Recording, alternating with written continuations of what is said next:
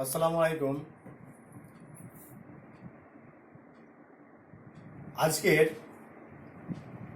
Online ক্লাসে sir Syed Ahmed Khan ও আলিগড় আন্দোলন সম্পর্কে আলোচনা করব।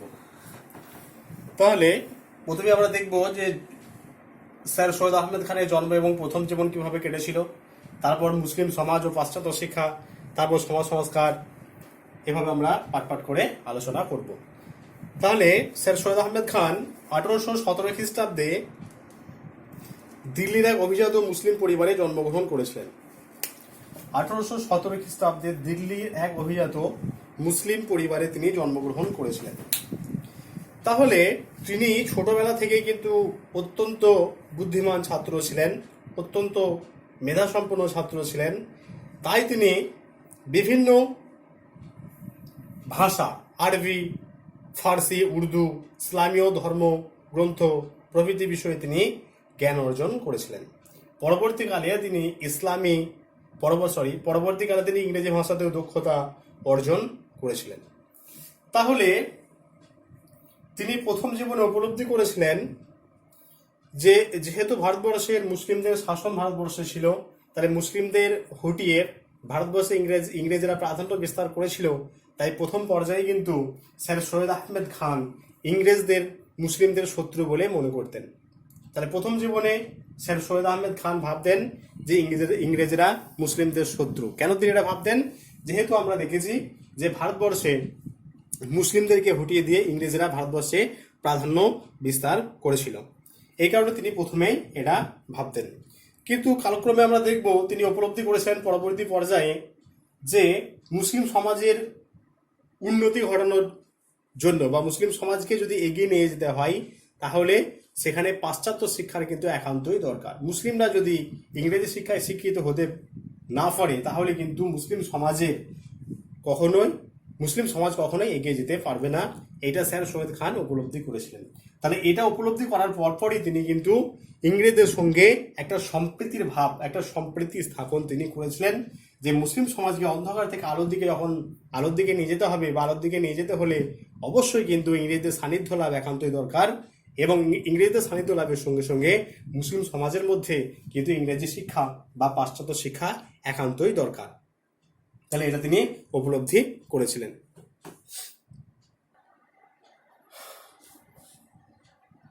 স্যার সৈয়দ আহমেদ খানের সমাজ সংস্কার নিয়ে আমরা আলোচনা করব।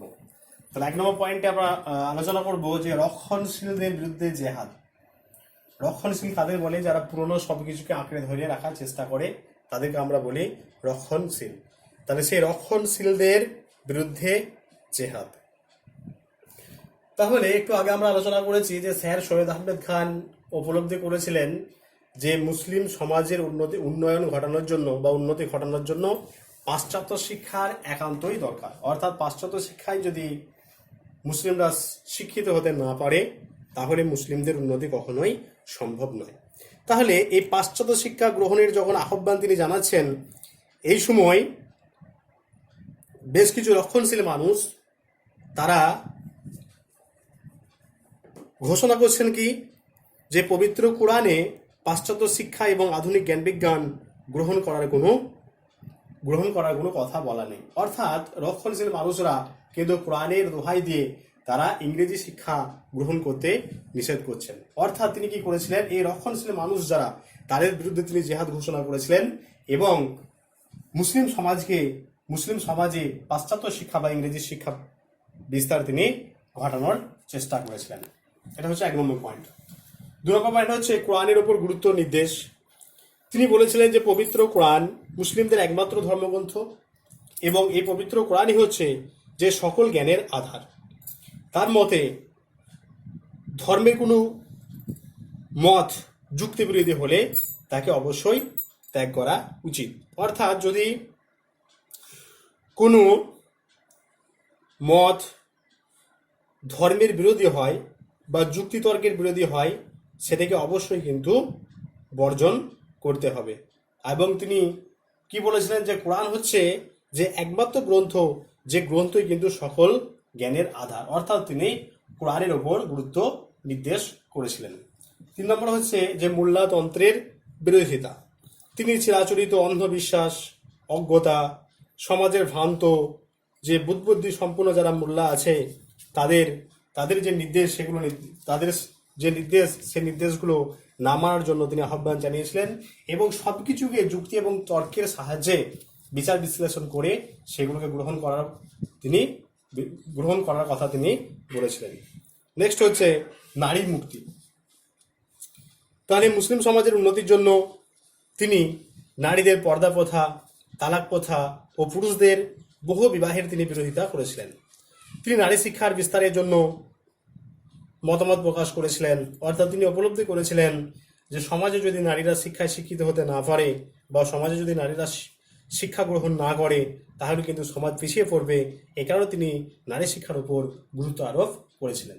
তাহলে এই সমাজ সংস্কারের 4টা পয়েন্ট: রক্ষণশীলদের বিরুদ্ধে জেহাদ, কোরআনের ওপর গুরুত্ব নির্দেশ, মোল্লাতন্ত্রের বিরোধিতা এবং নারী মুক্তি। এবং নেক্সট আমরা আলোচনা করব যে পাশ্চাত্য শিক্ষার বিস্তার।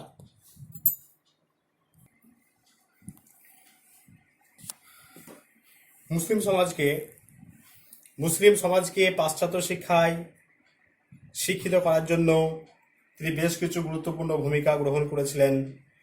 প্রথমেই যে ভূমিকাটা তিনি গ্রহণ করেছিলেন সেটা হচ্ছে যে 1863 খ্রিস্টাব্দে গাজীপুরে তিনি একটি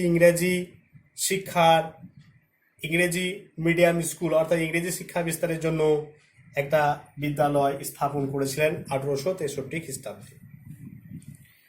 তারপরে যেটা আছে যে 1864 খ্রিস্টাব্দে তিনি বিজ্ঞান চর্চার জন্য, মুসলিম সমাজে বিজ্ঞান চর্চার প্রসারের জন্য তিনি সায়েন্টিফিক সোসাইটি প্রতিষ্ঠা করেছিলেন 1864 খ্রিস্টাব্দে। তারপর আছে 1871 খ্রিস্টাব্দে তিনি তাহজিব আল আখলাক নামে একটা উর্দু পত্রিকা প্রকাশ করেছিলেন এবং committee for advancement of learning among the Mohammedans of India নামে তিনি একটা সংগঠন প্রতিষ্ঠা করেছিলেন 1871 খ্রিস্টাব্দে। 1875 খ্রিস্টাব্দে তিনি আলিগড় অ্যাংলো ওরিয়েন্টাল কলেজ প্রতিষ্ঠা করেছিলেন। পরবর্তীকালে 1920 খ্রিস্টাব্দে এটি আলিগড় বিশ্ববিদ্যালয়ে পরিণত হয়। তাহলে এটার জন্যই তিনি সর্বাধিক পরিচিত, আলিগড় অ্যাংলো ওরিয়েন্টাল কলেজ প্রতিষ্ঠা করার জন্য।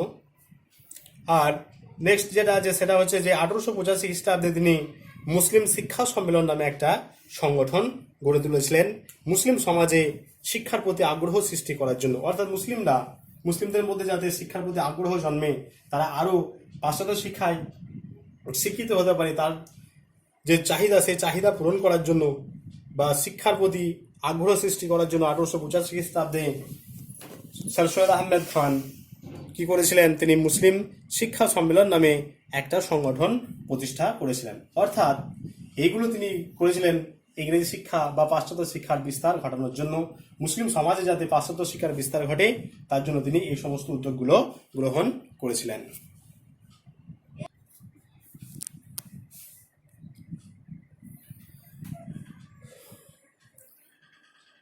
স্যার সৈয়দ আহমেদ খান জীবনের প্রথম পর্যায়ে উপলব্ধি করেছিলেন যে হিন্দু এবং মুসলমান একই জাতি, এক মাতার দুই সন্তান এবং ভারত মাতার দুই চক্ষু। তিনি এটা উপলব্ধি করেছিলেন যে বাঙালিদের শ্রদ্ধা দেখিয়ে তিনি তাদের ভারত মাতার মুকুট বলে অভিহিত করেছিলেন। আর তিনি ইলবার্ট বিলকে তিনি সমর্থন করেছিলেন এবং সিভিল সার্ভিস পরীক্ষা গ্রহণ এবং স্বায়ত্তশাসনের দাবিকে তিনি সমর্থন করেছিলেন। তাহলে রাজনৈতিক জীবনের প্রথম পর্যায়ে তিনি কি বলছেন যে হিন্দু মুসলমান এক জাতি, এক মাতার দুই সন্তান এবং দুটো চক্ষু, ভারত মাতার দুটো চক্ষু। তিনি বাঙালিদের শ্রদ্ধা দেখিয়ে তিনি কি করতে চেয়েছিলেন, তিনি বাঙালিদের শ্রদ্ধা দেখিয়ে তিনি তাদের ভারত মাতার মুকুট বলেছিলেন। ইলবার্ট বিলকে তিনি সমর্থন করেছিলেন। তিনি সিভিল সার্ভিস যে পরীক্ষা, সেই সিভিল সার্ভিস পরীক্ষা তিনি গ্রহণ করার সমর্থন জানিয়েছিলেন। কিন্তু জীবনের দ্বিতীয় পর্যায়ে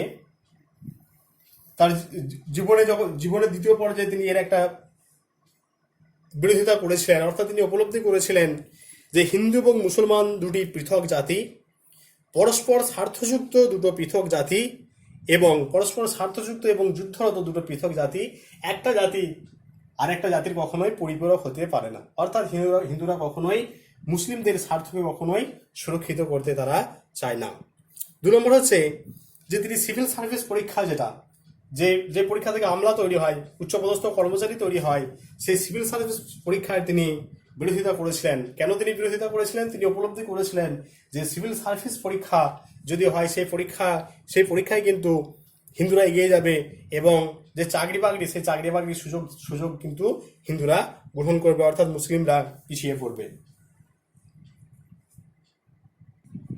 তিনি এটা উপলব্ধি করেছিলেন যে মুসলিম সমাজকে ইংরেজের প্রতি আনুগত্য প্রদর্শনের কথা বলেছিলেন। অর্থাৎ তিনি ভেবেছিলেন যে মুসলিম সমাজ যদি ইংরেজদের প্রতি আনুগত্য প্রদর্শন করে, তাহলে তাদের আনুকূল্যে তাদের আর্থিক অবস্থার উন্নতি ঘটবে। এবং তিনি এটা উপলব্ধি করেছিলেন যে মুসলিম সমাজকে তিনি পুরোপুরি জাতীয় কংগ্রেস থেকে দূরে থাকার আহ্বান জানিয়েছিলেন। তাহলে প্রথম পর্যায়ে তার জীবনের একরকম উপলব্ধি ছিল, কিন্তু যখন তিনি জীবনের দ্বিতীয় পর্যায়ে গেলেন, অর্থাৎ দ্বিতীয় পর্যায়ে তার জীবনের একটা উপলব্ধি আলাদা ঘটল এই রাজনৈতিক দৃষ্টিভঙ্গির। এবার আমরা আলোচনা করব স্যার সৈয়দ আহমেদ খানের আলিগড় আন্দোলন। তাহলে আলিগড় কলেজকে কেন্দ্র করে মুসলিম সমাজের যে রাজনৈতিক, সামাজিক ও সাংস্কৃতিক জাগরণ ঘটে তা আলিগড় আন্দোলন নামে পরিচিত। ইংরেজ তোষণ, জাতীয় কংগ্রেসের বিরোধিতা এবং হিন্দু ধর্মের বিরোধিতা করা ছিল এই আলিগড় আন্দোলনের মূল মন্ত্র। তাহলে এই আলিগড় আন্দোলনের যিনি প্রধান পরামর্শদাতা ছিলেন তিনি হলেন থিওডোর বেক, যিনি পরবর্তীকালে আলিগড় অ্যাংলো ওরিয়েন্টাল কলেজের অধ্যক্ষ হয়েছিলেন। এই আন্দোলনের অন্যান্য যারা নেতা ছিলেন তারা হলেন চিরাগ আলী, আলতাফ হোসেন আলী, মৌলানা শিবলি, কবি হালি ও শিক্ষাবিদ খোদাবক্স প্রমুখ। তাহলে এই যে আলিগড় আন্দোলন, স্যার সৈয়দ আহমেদ খান যে আলিগড় আন্দোলন গড়ে তোলেন, এই আলিগড় আন্দোলন মূল 4টি ভিত্তির উপর নির্ভরশীল করে গড়ে উঠেছিল। তাহলে প্রথম কি? 1 নম্বর হচ্ছে যে হিন্দু মুসলমান পরস্পর স্বার্থযুক্ত দুটো জাতি। তাহলে হিন্দু মুসলমান পরস্পর স্বার্থযুক্ত দুটো জাতি। তাহলে হিন্দুদের স্বার্থ আলাদা, মুসলিমদের স্বার্থ আলাদা। তাহলে হিন্দুরা কখনোই মুসলিমদের স্বার্থকে কখনোই তারা দেখতে চায় না, অর্থাৎ তারা সবসময় নিজেদের স্বার্থটা দেখতে চায়। এটা হচ্ছে 1 নম্বর পয়েন্ট। 2 নম্বর হচ্ছে স্বায়ত্তশাসন বা প্রতিযোগিতামূলক পরীক্ষার মাধ্যমে চাকুরিতে নিয়োগ মুসলিমদের স্বার্থ বিরোধী। তাহলে যদি প্রতিযোগিতামূলক যে পরীক্ষাগুলো হয়, সেই পরীক্ষার সাহায্যে যদি মুসলিমদের চাকরিতে নিয়োগ করা হয়, তাহলে মুসলিমরা কিন্তু পিছিয়ে পড়বে। কেননা তখন মুসলিম সমাজে কিন্তু সেইভাবে শিক্ষা বিস্তার ঘটেনি, মুসলিম সমাজ সেইভাবে পাশ্চাত্য শিক্ষার প্রতি উন্মুক্ত হয়নি। তাই স্যার সৈয়দ আহমেদ খান উপলব্ধি করেছিলেন যে প্রতিযোগিতার ফলে যদি মুসলিমদেরকে চাকরিতে নিয়োগ করা হয়, তাহলে মুসলিম সমাজ কিন্তু পিছিয়ে পড়বে। 3 নম্বর হলো যে ব্রিটিশ সরকারের কাছে মুসলিমদের স্বার্থ সুরক্ষিত, তাই মুসলিমরা সরকার বিরোধী রাজনৈতিক আন্দোলন থেকে দূরে সরে থাকবে। অর্থাৎ স্যার সৈয়দ আহমেদ খান উপলব্ধি করেছিলেন যে মুসলিমদের যদি অর্থনৈতিক অবস্থার উন্নতি ঘটাতে হয় বা মুসলিমদের যদি সামগ্রিক উন্নয়ন ঘটানো যায়, তাহলে সেটা কিন্তু ইংরেজদের হাতেই নির্ভরশীল। অর্থাৎ ইংরেজরাই মুসলিমদের একটা সামগ্রিক উন্নয়ন ঘটাতে পারবে। তাই কখনোই মুসলিম সমাজকে ইংরেজদের বিরুদ্ধে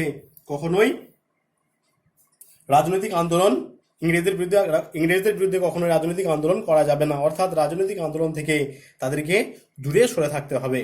আর লাস্ট পয়েন্ট সেটা হচ্ছে কেবল সাংস্কৃতিক উন্নয়নে নিজেদের নিযুক্ত রাখা উচিত এবং হিন্দুদের প্রাধান্য খর্ব করার জন্য যে রাজনীতি, সেই রাজনীতি থেকে দূরে সরে থাকা উচিত। অর্থাৎ স্যার সৈয়দ আহমেদ খান তিনি উপলব্ধি করেছিলেন যে জাতীয় কংগ্রেস, মুসলিমরা প্রথম পর্যায়ে জাতীয় কংগ্রেসে যোগদান করেছিলেন, তাহলে সেই জাতীয় কংগ্রেস থেকে মুসলিমদের কিন্তু দূরে সরে থাকা দরকার। তাহলে এখানে একটা কথা আলোচনা করতে হবে যে স্যার সৈয়দ আহমেদ খান ভারতবর্ষে যে দ্বিজাতি তত্ত্ব, হিন্দু এবং মুসলমান দুটো আলাদা জাতি এবং তাদের স্বার্থ পুরোপুরি আলাদা বা স্বার্থ তাদের সম্পূর্ণ সুরক্ষিত বা আলাদা, তাহলে এই যে দ্বিজাতি তত্ত্ব, ভারতবর্ষে দ্বিজাতি তত্ত্বের জনক ছিলেন, ভারতবর্ষের দ্বিজাতি তত্ত্বের জনক ছিলেন স্যার সৈয়দ আহমেদ খান। অর্থাৎ তিনি প্রথম ভারতবর্ষের দ্বিজাতি তত্ত্বের যে বীজ, সেই দ্বিজাতি তত্ত্বের বীজকে ভারতবর্ষে তিনি রোপণ করেছিলেন। তাহলে আমরা সমালোচনায় কি বলবো? স্যার সৈয়দ আহমেদ যে খান, এই এতগুলো জিনিস নিয়ে আলোচনা করা হলো, তার বেশ কিছু সমালোচনা আছে। সেই সমালোচনায় আমরা বলবো প্রথমেই যে এই আন্দোলন ছিল সমাজের উচ্চশিক্ষিত মুসলিমদের মধ্যে সীমাবদ্ধ, অর্থাৎ সমাজের সর্বস্তরের মানুষরা, সমাজে যারা দরিদ্র মুসলিম, সেই দরিদ্র মুসলিমদের সঙ্গে কিন্তু এই আন্দোলনের কোনো যোগসূত্র ছিল না। এটা হচ্ছে 1 নম্বর পয়েন্ট, সমালোচনার 1 নম্বর পয়েন্ট। 2 নম্বর পয়েন্ট হচ্ছে তিনি গোড়া মৌলভী এবং মোল্লাতন্ত্রের বিরোধিতা করেছিল, তাই এই সংস্কার আন্দোলনটা ব্যর্থ হয়ে পড়েছিল। 3 নম্বর হচ্ছে তিনি ঘোষণা করেছিলেন যে হিন্দু এবং মুসলিম দুটো পৃথক জাতি, অর্থাৎ দ্বিজাতি তত্ত্বের তিনি ভারতবর্ষে দ্বিজাতি তত্ত্বের বীজ রোপণ করেছিলেন, যেটা কিন্তু পরবর্তীকালে সাম্প্রদায়িকতায় পরিণত হয়েছিল। আর আমরা বলবো যে স্যার সৈয়দ আহমেদ খানের প্রচারের ফলে মুসলিমরা কি করেছিলেন, মুসলিমরা কিন্তু জাতীয় কংগ্রেস থেকে অনেক দূরে ছিল, ফলে ভারতবর্ষের যে জাতীয়তাবাদী আন্দোলন, সে জাতীয়তাবাদী আন্দোলন দুর্বল হয়ে পড়েছিল। তাহলে এত কিছু সমালোচনা থাকা সত্ত্বেও আমরা বলবো মূল্যায়নে যে স্যার সৈয়দ আহমেদ খান মুসলিম সমাজকে একটা আধুনিকতার পথ দেখিয়েছিলেন। একটা মুসলিম সমাজে হতাশার অন্ধকারে ডুবেছিল, সেই হতাশার অন্ধকার থেকে মুসলিম সমাজকে একটা আলোর পথ দেখিয়েছিলেন। অর্থাৎ মুসলিম সমাজের যে উন্নতি বা উন্নয়ন, সেই উন্নয়ন কিন্তু তার উন্নয়নের পেছনে আলিগড় অ্যাংলো ওরিয়েন্টাল কলেজ, যেটা বর্তমানে আলিগড় বিশ্ববিদ্যালয়, সে আলিগড় বিশ্ববিদ্যালয়ের একটা গুরুত্বপূর্ণ অবদান আছে বলে মনে করা হয়। ঠিক আছে, স্যার সৈয়দ আহমেদ খান এবং আলিগড় আন্দোলন নিয়ে আলোচনা করা হলো। কারো যদি কোনো সমস্যা থাকে, কোনো পয়েন্ট বুঝতে অসুবিধা হয়, আমাকে অবশ্যই জানাবে, আমি অবশ্যই সমাধান করার চেষ্টা করব।